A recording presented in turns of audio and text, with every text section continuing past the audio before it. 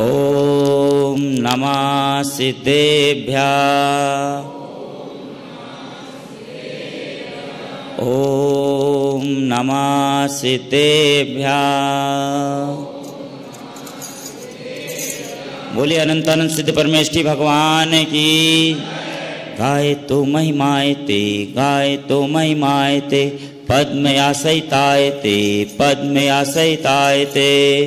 नतपाल महाराज गीतानुत्तमाक्षर रक्षमां तनुत्यागी जरामलपातन अविद्या वर्धमानेन श्रेयोर्गुरु संजयन अविद्या वर्धमानेन श्रेयोर्गुरु संजयन नमे माने नमामेन माने माने नमा नमा मना मोनु नुमो नामे नम नोमय मनोमना।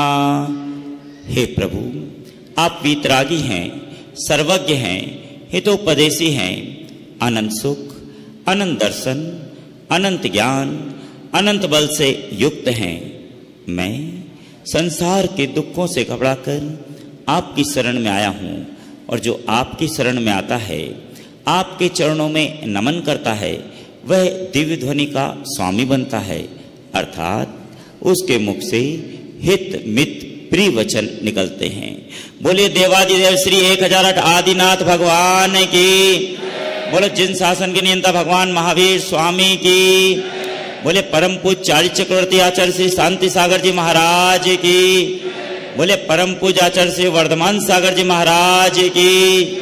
बोले परम पूज्य गुरुदेव तपस्वी सम्राट आचार्य श्री सन्मत सागर जी महाराज की। अशोक नगर वालों को अगर थकान लग रही है,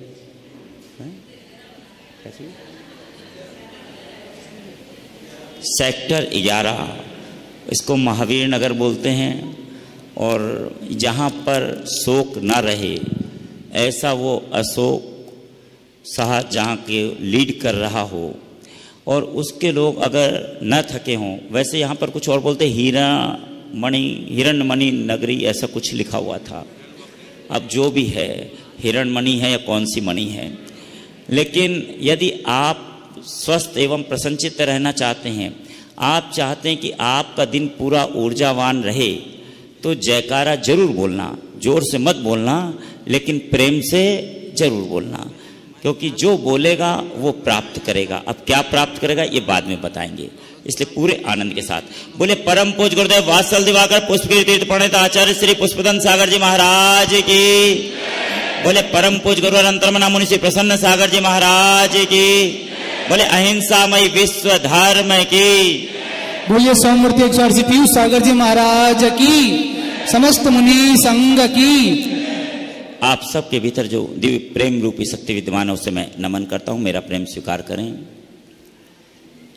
लगभग 5 वर्षों के बाद पुनः आपके यहाँ इस सेक्टर 11 में गुरुदेव अंतरमना मुनि श्री प्रसन्न सागर जी महाराज का सत्संग आगमन हुआ है। और 5 साल में सरकारें बदल जाती हैं, लोग बदल जाते हैं, लेकिन यहाँ पर कुछ नहीं बदला, सिर्फ ये भवन का स्वरूप जरूर बदल गया। इसलिए आपको बहुत बहुत बधाई।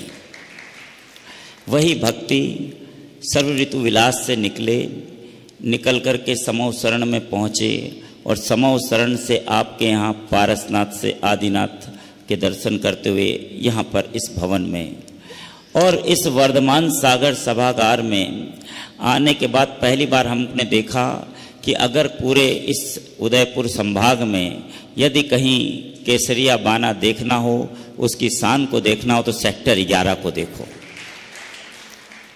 ऐसा लग रहा था जैसे राजा जनक उस बारात का स्वागत करने के लिए, जो रामचंद्र जी की बारात आने वाली, उसका स्वागत करने के लिए पूरे केसरिया साफे लगाए, व्हाइट ड्रेस पहने हुए स्वागत कर रहे हों। इतना सुंदर भव्य स्वागत आपने किया, इसके लिए आप सब साधुवाद के पात्र हैं। आने वाले अवसर छोटे लगते हैं, जाने के बाद लगता है कि वे बहुत बड़े अवसर से। अंतरमना मुनि श्री प्रसन्न सागर जी महाराज ने आखिर क्या किया वो आप सबको पता है। 186 दिन की सिंह निष्कित व्रत की साधना, बस बहुत लंबा सफ़र यहाँ से पदमपुरा से नागपुर, नागपुर में वर्ल्ड रिकॉर्ड बना राखी का, वहाँ से बेंगलोर, और बेंगलोर में फिर राखी के रिकॉर्ड बने और उपवास के रिकॉर्ड बने। वहाँ पर 125 दिन में बेंगलोर में अंतर्मना मुनि श्री प्रसन्न सागर जी महाराज ने विहार करते हुए 108 उपवास की साधना की 125 दिन में, सोचो। और वहाँ पर 32 वर्ल्ड रिकॉर्ड बने जिसमें उपवास का रिकॉर्ड कायम है। और वहाँ से कनकगिरी महोत्सव और ये सब करते हुए, स्वर्ण बेलगोला, नया साल मनाते हुए, मैसूर वगैरह पूरी यात्रा करते हुए सीधे पदमपुरा। और पदमपुरा में 186 दिन की अखंड मौन साधना, आर्य मौन साधना। कितना कठिन काम है आज के समय में मौन रहना।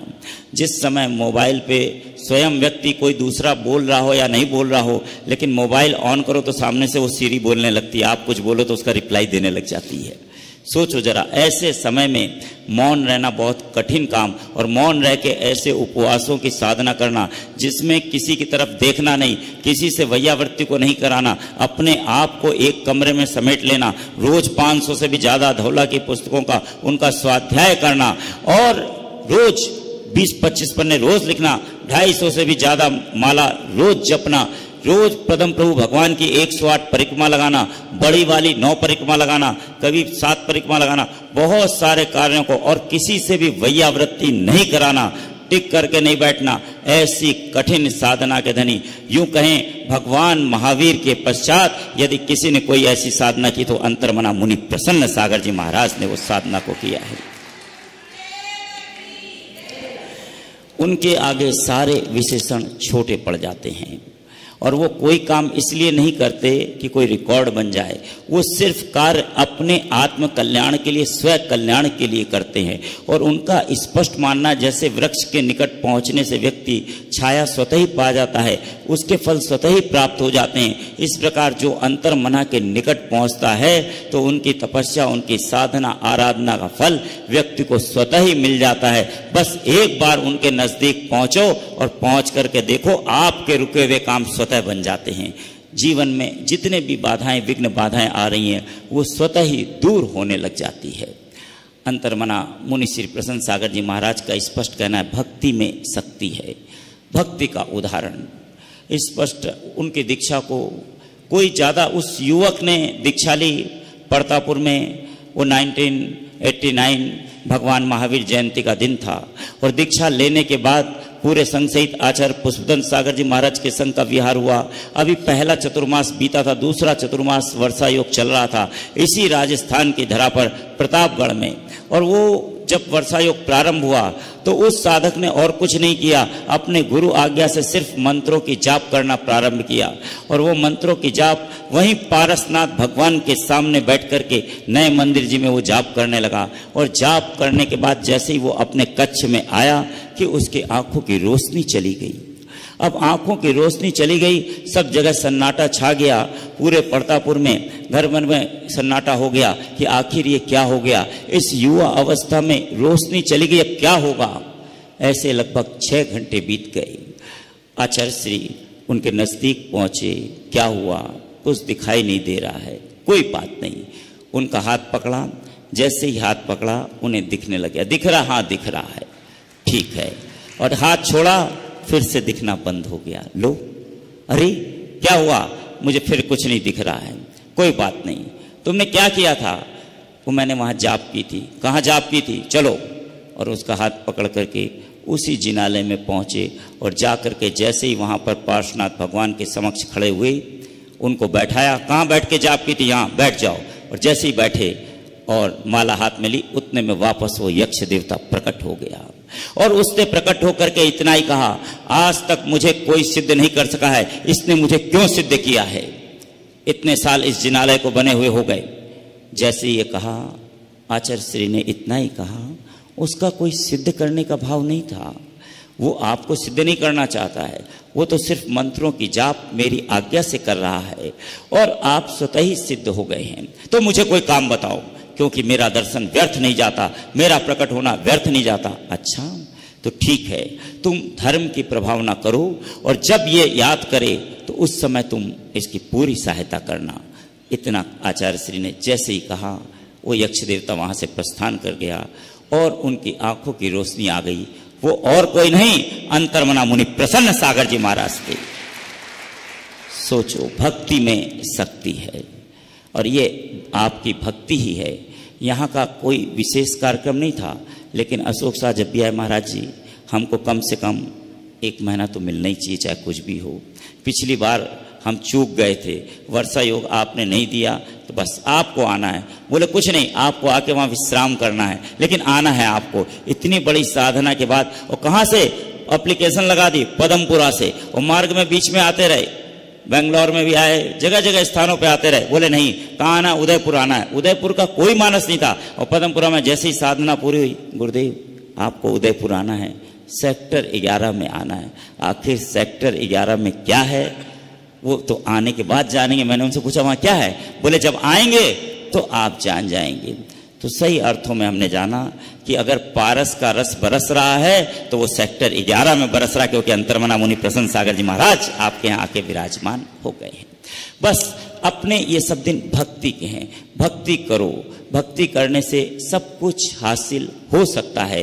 भक्ति की मीरा ने तो नारायण श्री कृष्ण आ गए, भक्ति की चंदन बाला ने तो महावीर आ गए, भक्ति की सबरी ने तो राम आ गए, और सेक्टर 11 वालों आपने भक्ति की तो अंतर्मना मुनि प्रसन्न सागर जी महाराज आपके पास आ गए।